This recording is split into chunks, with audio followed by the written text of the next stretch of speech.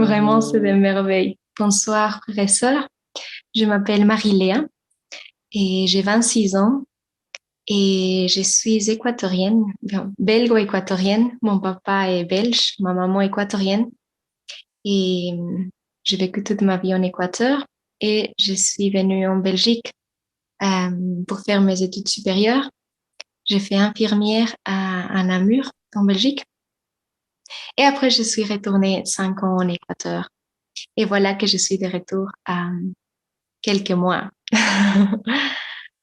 Voilà. Et je voulais partager la miséricorde du Seigneur qui est avec moi. Il y a 2 ans, j'ai, je suis partie d'un groupe charismatique. Je fais partie d'un groupe charismatique dans mon pays. Et voilà, j'attendais les carêmes avec impatience. Et mon groupe, il y avait personne qui proposait quelque chose de fort, d'intéressant parce que je sentais que je voulais vivre quelque chose de fort, différent. Alors, les mercredis de cendre, et il y a un prêtre qui m'appelle. Il me dit, Marie-Léa, je voudrais te proposer quelque chose pour les carèmes. Ah, j'ai dit, ah, parfait, mon père. J'attendais les propositions, quoi. Alors, il me dit, est-ce que tu voudrais faire un jeûne? Et j'ai dit, comment ça, un jeûne? Il m'a dit, oui, un jeûne. Et moi, j'ai dit, oui, j'ai fait déjà un jeûne et mercredi et vendredi, comme nous demande Notre-Dame de Medjugorje et tout ça. Alors, il m'a dit, oui, mais ça, c'est un jeûne de 40 jours. Alors, j'ai dit, 40 jours? Il dit, oui, 40 jours, et pain et eau. Oh là là là! Attendez, ça, c'est trop, hein. J'ai dit, déjà, vendredi, j'ai du mal. Encore 40 jours, pain et autres. Non, ça va être impossible, quoi. J'ai pas la santé pour ça, j'ai pas. Et tout de suite, le prêtre m'a dit, Marie-Léa, c'est pas toi qui vas jeûner. C'est Jésus qui va jeûner en toi. Tout de suite, ces paroles m'ont arrêté. Et j'ai compris que c'était Jésus qui voulait quelque chose de plus. Du coup, je me suis dit, voilà, très bien. Qu'est-ce que je dois faire? Alors, je suis rentrée au groupe WhatsApp des Missions Roi et on a commencé, bon, les jeûnes des 40 jours s'est divisé en 4 neuvaines. Du coup, la première neuvaine, c'était pour guérir, pour se libérer, pour se purifier les 7 péchés capitaux. Du coup, chaque jour, les prêtres nous envoyaient le péché que nous devions travailler. Donc, je ne sais pas, par exemple, le premier jour, c'était la colère. Et c'était impressionnant. J'ai proposé en plus ces jeûnes à mes parents et ils ont accepté du coup dans la maison. Et on faisait tous les jeûnes, personne cuisinait. Et voilà, le premier jour, la colère. Mon Dieu, c'était impressionnant. On avait des tentations pour avoir colère ce jour-là. Impressionnant, quoi. Et voilà, 12e jour, la même chose. Et juste les péchés qu'on était en train de purifier et de travailler, c'était les jours où on avait plus de tentations de ces péchés-là.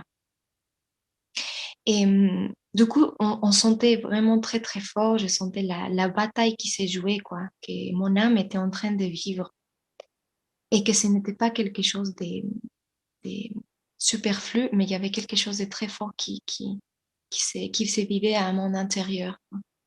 Alors, à la fin d'avoir passé tous les péchés capitaux, les prêtres nous a demandé d'aller à la confession et de nous confesser. Parce que ces jours-là, c'était tellement fort comment ces péchés se sont exprimés en nous, en moi, que voilà, j'ai voyé très clair. C'était comme ma conscience est illuminée, l'illumination de conscience. Et j'avais plus facile à pouvoir mettre des mots sur, voilà, sur mon péché et à voir aussi mon péché. Donc, on a fait une confession et après 9 jours, nous ont proposé de faire la 12e neuvaine. C'était pour guérir le ventre les 9 mois qu'on a été dans le ventre de notre mère. Et ça, c'était quelque chose de très fort. Du coup, chaque jour, ça correspondait à un mois. Du coup, premier jour, premier mois, 12e jour, 12e mois de grossesse. Pour moi, c'était fort le 6e jour. Le 6e jour, j'ai commencé à voir physiquement des aftes, des plaies dans toute ma bouche. Du coup, je ne pouvais plus boire de l'eau ni manger de pain parce que j'avais tellement mal dans ma bouche. Il y avait tellement de plaies à l'intérieur et je ne comprenais pas. Je me dis, qu'est-ce qui se passe? Peut-être qu'il y a quelque chose qui me manque de la nourriture. Et tout de suite, j'ai contacté un de mes frères de la mission Rouac et je dis, voilà, j'ai ça, qu'est-ce qui se passe? Alors, c'était beau comme le frère a eu cette illumination de me demander, quand tu étais adolescente, est-ce que tu as utilisé des mots forts contre ta mère? Ou est-ce que tu as insulté ta mère, par exemple, à ton adolescence? Et ouf, il y a tout ça qui a commencé à sortir, à sortir. Et je me rendais compte comment la guérison de mon âme, de mon esprit, c'était, ça, ça s'est montré dans mon corps. Du coup, voilà, tout les mal que j'avais dit à ma maman et pendant mon adolescence, c'était sorti en forme de plaies de ma bouche, des aftes dans ma bouche. Voilà, quand j'ai vu ça, j'étais à la confession. J'étais à la confession, je me suis confessée et ça a disparu. Ça a disparu les aftes de ma bouche et après, voilà, je pouvais boire et manger tranquillement. Après la neuvaine de 9 mois de grossesse, et on a fait une neuvaine pour guérir nos générations. Du coup, le prêtre nous a demandé de faire notre arbre généalogique, du coup de mettre nos parents, grands-parents comme ça, et à côté de chaque personne, mettre les péchés qu'on connaît, qu'on a entendus de ces personnes. Du coup, voilà, j'ai monté jusqu'à ma 4e génération plus ou moins. Et j'ai commencé à poser des questions à mes grands-parents. Et voilà, les caractères, un peu leur vie, comme ça, je pouvais un peu deviner quels étaient les péchés de mes ancêtres, quoi. Et ça, cette nouvelle-là, ça m'a marqué particulièrement parce que je me suis rendu compte comment les péchés, par exemple, de ma 4e génération, et c'était comme si ça devenait chaque fois de pire en pire, quoi. Du coup, voilà, mes arrière-grands-parents, je ne sais pas, disons, l'adultère. Voilà, la génération d'après, il y avait l'adultère et la prostitution. La génération qui venait, c'était l'adultère, la prostitution et l'homosexualité, par exemple. Comme ça, du coup, il y avait chaque fois un péché qui s'est rajouté, chaque fois qu'il y avait une génération qui avançait. Du coup, je suis trouvée dans ma génération avec tout un bagage incroyable des péchés qui n'ont pas été guéris, qui n'ont pas été coupés de génération en génération parce que voilà, on n'a pas, par exemple, demandé pardon, on n'a pas réparé. Du coup, il y avait tous ces poids-là des générations voilà, qui s'est passé l'une à l'autre et que, voilà, après, à la fin, où je vois ma génération, je dis, ouf! Avec tout ce que j'ai en moi, je dois charger ça. Et du coup, à ce moment-là, j'ai commencé à entrer dans une frustration très grande et même une rage contre mes ancêtres de dire, mais si vous auriez coupé ça avant, j'aurais pas eu toute cette tendance à beaucoup de choses, quoi, beaucoup de blessures et des tendances au péché. Et, mais tout de suite, le Seigneur est venu pendant l'adoration et il m'a montré que voilà, mes grands-parents, mes arrière-grands-parents n'ont pas eu cette chance que j'ai de connaître le Seigneur et de pouvoir guérir leurs blessures ou demander pardon ou aller à la confession. Du coup, c'était moi qui devais le faire. Du coup, voilà, j'ai pris tout ça tout mon arbre généalogique et j'ai commencé à faire des messes. Du coup, j'ai commencé à payer des messes pour mes... Là où je voyais, où c'était, euh, je vais pas dire les pires, mais là où je voyais où ça commençait vraiment les péchés les plus graves. Et j'ai noté les noms voilà, de ces ancêtres-là. Et j'ai demandé au prêtre de donner. Merci Seigneur, c'était des amis prêtres. Donc j'ai dit, est-ce que vous pouvez donner 40 messes?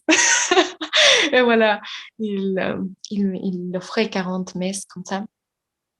Et ce qui était beau, c'était comment je voyais dans mon arbre généalogique la, la partie de ma mère, non?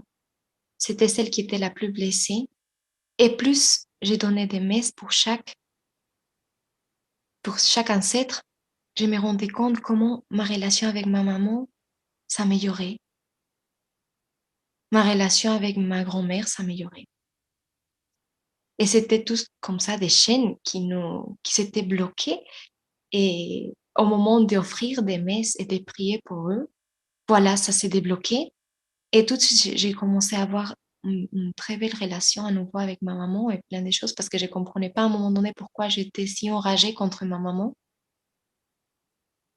Et après, en voyant mon arbre généalogique, bah voilà, je voyais l'arrière-grand-mère n'avait jamais eu une bonne relation avec sa fille. Et après, voilà, ça continuait comme ça jusqu'au moment où, voilà, c'était coupé. Et merci Seigneur. Et j'ai commencé à avoir une très belle relation avec maman. Et voilà. Et après la dernière neuvaine, ça a été un peu... les prêtres, ils nous disaient, il faut demander, quand on jeûne, on fait un jeûne, il faut demander quelque chose d'impossible. Du coup, la dernière neuvaine, c'était personnel, quoi. On devait demander quelque chose. Et c'était beau parce que j'ai dit, Seigneur, pour qui veux-tu que je fasse cette neuvaine? Et pendant l'adoration, j'ai senti qu'il me disait pour un prêtre. Je ne savais pas quel prêtre. Il a dit pour un prêtre. Bah, très bien. Je dis, Seigneur, je te l'offre pour un prêtre. Et à la fin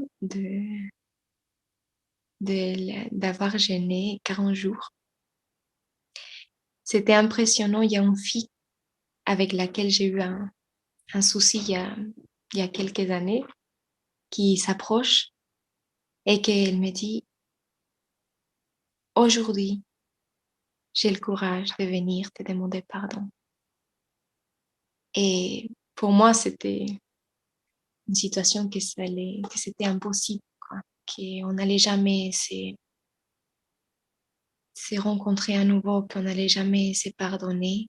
Et le dernier jour de jeûne, elle vient vers moi et on s'est demandé pardon et on s'est embrasé et on a pleuré de joie. Et voilà, ça, c'était le cadeau du Seigneur pour moi après, euh, voilà, après le jeûne. Ça, c'est passé, c'est, ces joies, ces miracles se sont passés mon premier jeûne. Et voilà. Après, je me suis dit, il faut pas que je rate le deuxième. Parce que vraiment, waouh, il y a tellement de miracles qui se passent. Et j'ai compris comment pendant un jeûne, rien, rien n'est, euh, rien n'est pas de l'ordre humain, mais spirituel. Du coup, tout ce qui arrive pendant un jeûne, ce n'est pas parce que, oh, quelque chose de santé, oh, physique, oh, je manque de nourriture, oh, je manque de nutriments, je sais pas quoi. Non. Tout, tout parle par notre corps, en fait, de quelque chose qu'on doit guérir à l'intérieur de notre âme. Parce que mon deuxième jeûne, et j'étais constipée, terriblement constipée. Alors je me disais, c'est quoi? Qu'est-ce que ça veut dire ça? Mais en parlant avec les frères et sœurs des Mission Roy, il m'a dit, peut-être que tu dois pardonner quelqu'un. Et effectivement, au moment où voilà, je me suis assise devant l'adoration et j'ai dit, Seigneur, qui je dois pardonner. Tout de suite, quand j'ai retrouvé la personne, bah, la constipation, c'était fini, quoi. Donc vraiment, c'est quelque chose d'incroyable. Et oui, quelque chose aussi, on ne peut pas faire un jeûne sans l'Eucharistie, sans recevoir Jésus, parce que c'est lui, en fait, qui nous soutient. C'est pas le pain et l'eau. C'est lui, c'est Jésus qui nous soutient vraiment. Et chaque fois que je ne pouvais plus, parce que voilà, à un moment donné, on est fatigué de pain, et je disais, Jésus, jeûne-moi, viens jeûner au moi. Et j'allais à l'Eucharistie, c'était fini, quoi. Plus faim, plus rien. J'étais vraiment dans la paix, dans la joie. Il y avait plus de faim. Et aussi, vital, la confession. Parce que plus on se libère, et plus ça va être pour notre corps. Vous voyez, comme les aftes que j'avais, les plaies. Voilà, si on ne se confesse pas, bah, ça continue. Ça continue à être là, ou la constipation, voilà. Mais si, voilà, on cherche vraiment, on prend ça en main, on dit Seigneur, qu'est-ce que tu veux me dire avec ça? Pas directement aller au médecin, quoi, mais vraiment aller au médecin des médecins, le Seigneur, que c'est lui qui tient tout ça par la main, quoi. Et lui dire Seigneur, qu'est-ce que tu veux me dire avec ça? Et voilà, il nous dit, il nous donne la recette, et voilà, on va à la confession. Et voilà, c'est guéri, c'est et la liberté, quoi. On a une liberté incroyable. La première fois que j'ai fait le jeûne, je me suis rendu compte à quel point je mettais dans mon corps tellement des choses inutiles, quoi. Bah, tellement d'excès de nourriture, tellement d'excès de bruit, de tout, quoi. Chaque fois, c'est remplir, remplir, remplir, remplir, remplir. Mais là, quand les jeunes arrivent, on se rend compte qu'on n'a pas vraiment besoin de tout ça pour vivre. Et ça devient la simplicité. Et le Seigneur commence à travailler ça en nous aussi, la simplicité et le partager beaucoup. Comme à la maison, mes parents, moi, nous avons jeûné, on s'est rendu compte combien on économisait. Du coup, tout l'argent qui c'était bah, pour la nourriture et pour ci, pour ça, bah, on a commencé à faire des dons. On a préparé à manger pour les personnes, les Vénézuéliens chez nous en Équateur. Il y a beaucoup de migrants qui viennent du Venezuela. De quoi faire à manger pour eux. Et tout de suite, dans notre cœur se réveille la charité. Du coup, c'est voilà, cette force, cet élan de cœur de faire la charité. Et c'était beau avec mon groupe de prière. On a commencé à faire à manger une fois par semaine pour les personnes du Venezuela.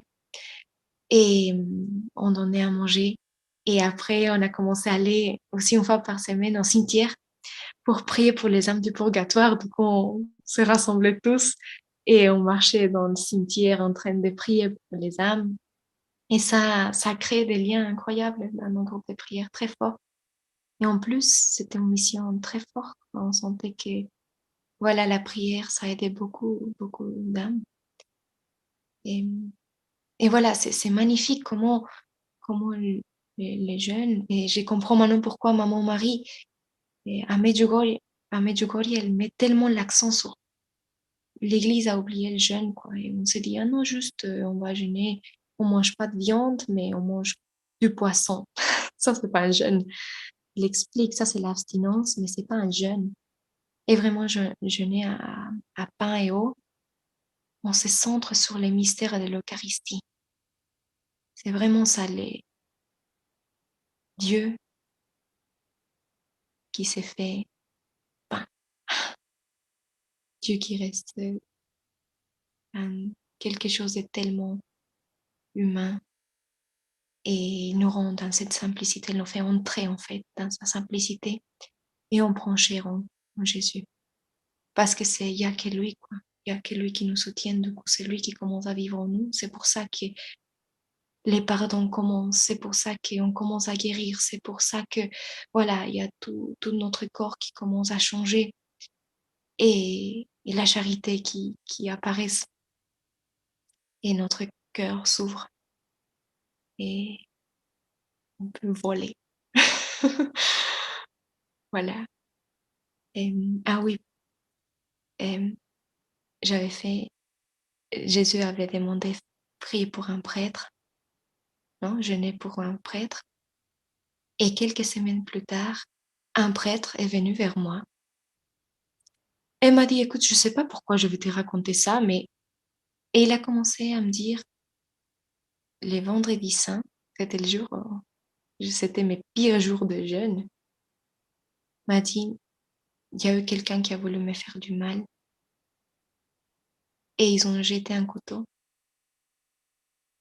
et le couteau ne lui a pas touché. Et tout de suite à ce moment-là, et c'était pas possible parce que c'était un professionnel qui voulait le tuer, quoi. Mais le couteau n'a pas touché le prêtre, il a posé à côté. Et à ce moment-là, je sentais Jésus qui souriait et je disais, oh non, waouh, c'était dingue. Voilà, je ne savais pas pour qui je priais, je ne savais pas pour qui j'offrais cette jeûne, mais le Seigneur a eu miséricorde et pitié de moi. Il m'a montré les prêtres qui est venu et ces jours-là, voilà, il a eu cette grâce. Et comment le Seigneur a utilisé ça, cette offrande, petite offrande que j'ai faite du jeûne pour sauver un prêtre. Et, et voilà, il y a plein de choses, mais un peu, un petit peu de ce que j'ai vécu. Et chaque jeûne est différent, complètement différent. Chaque fois, c'est... Du coup, je ne sais pas qu'est-ce que ça va être ces jeunes-ci qui viennent. Mais j'ai confiance dans le Seigneur et je sais que c'est lui qui me prend par la main et qu'on va faire le chemin ensemble. Gloire au